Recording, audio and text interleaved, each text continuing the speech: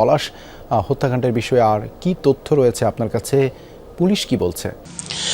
দেবাশিস, আসলে ঘটনাস্থলে পুরো বাড়িটি আসলে ঘিরে রেখেছে পুলিশ। সেখানে জেলা পুলিশ, পিবিআই, সিআইডি এবং পার্শ্ববর্তী গোয়েন্দা সংস্থা রয়েছে এনএসআই, সিটিএসবি। তারা আসলে চারপাশে আসলে ঘরের ভিতরে প্রবেশ করতে চান, যেহেতু পুলিশে একটি প্রাথমিকভাবে স্রোতালের একটি বিষয় রয়েছে। সেই তদন্তের পর ঊর্ধ্বতন পুলিশ এই বিষয়টি আসলে ব্রিফ করবে। যদিও প্রবাসী স্বামী ছিল, আসলে ঘটনার পরপর পার্শ্ববর্তী যারা স্থানীয় রয়েছে তারা বলছে যে ঘটনার পরপর তিনি আসলে এখন পর্যন্ত পলাতক রয়েছে। পুলিশ সেটি দেখভাল করছে। পার্শ্ববর্তী এলাকার বিভিন্ন বাড়ির আসলে সিসি ক্যামেরা ফুটেজ সংগ্রহ করা হচ্ছে। যেহেতু তদন্তের বিষয়াধীন রয়েছে, সেক্ষেত্রে তদন্ত চলছে। তদন্তের পর আসলে আরও ঠিক 1 ঘন্টা পরে এটির মূল বিস্তারিত জানা যাবে। কেনই বা স্ত্রী, 3 সন্তান সহ শ্যালককে আসলে মোট 5 জনকে জবাই করা হয়েছে, সে বিষয়ে আরও জানানো যাবে। এই বিষয়টি কিছুক্ষণ আগে কিন্তু পুলিশ প্রশাসন বলছিল যে এই বিষয়টি ব্রিফ করা হবে, বিস্তারিত জানানো হবে।